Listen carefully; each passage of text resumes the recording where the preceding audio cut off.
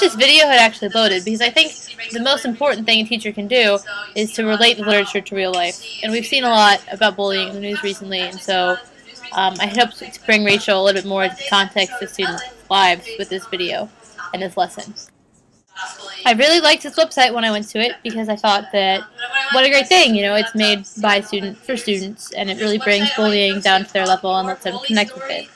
I do wish that I had given this kind of assignment more thought and had provided some kind of written directions or more of a purpose for it. I do like the idea of just having them explore the website, but I think that in a real 10th grade classroom they would need to have a lot more support and structure in the class in order to get the point and kind of succeed.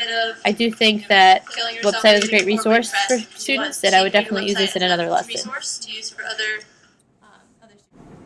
I like this journal prompt, and I like the idea of having students keep a journal so that they can connect further with the text, because I think that The Girl Who Fell from the Sky is a great book, but I couldn't really connect to the character at all because I haven't had any of those experiences, except for bullying. So I thought on some level everyone could relate or see how they could possibly connect to Rachel in this form.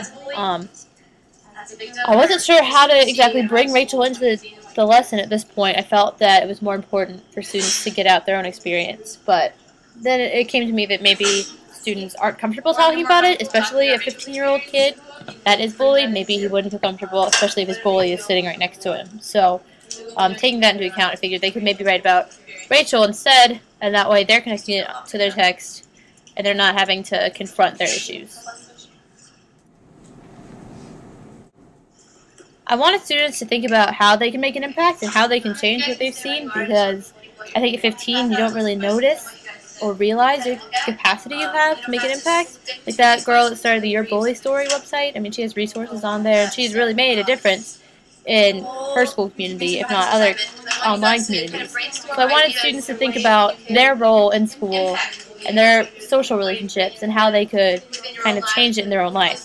I also do not like having a whole class discussion right after that, and so I feel like by kind of warming up and having a little dress rehearsal of a discussion, it helps students get more involved later on once the class reconvenes. I did like that I had discussion questions. They weren't necessarily the best questions. They were just kind of jumping off points for students to talk about. And I also like the idea of having small group discussions so that I can jump in and hear a lot of different things that are going on. I like this moment where I'm talking to just two students and they're sharing their stories with me, because I think that as a teacher, a lot of times you forget that students are actually people as well as, you know, grades and percentage points. So connecting with a student and kind of showing that you care about them and take an interest in their lives, I think, is something you can really do when they have small group discussions like this.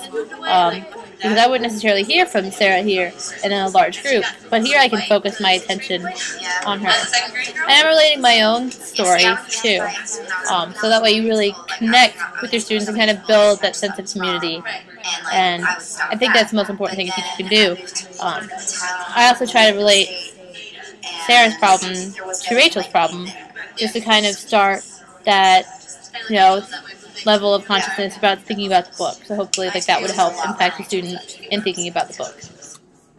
I like that they all had time to think about it in their groups before we all came together, so that everyone at least participated in some form, because by the end of this, only one or two people are talking, and this is even a small class. I'm sure if we had more time it would have been different, but you can see that like the big personalities in the class are the ones that usually discuss more, whereas if you're not really like a go-get-em in a conversation kind of person, you don't have the same opportunity to engage.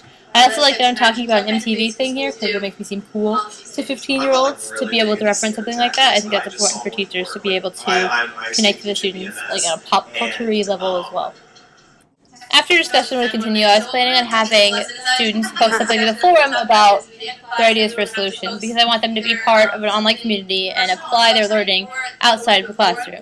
The whole point of this entire lesson was to bring Rachel more into their lives and be able to relate with that character.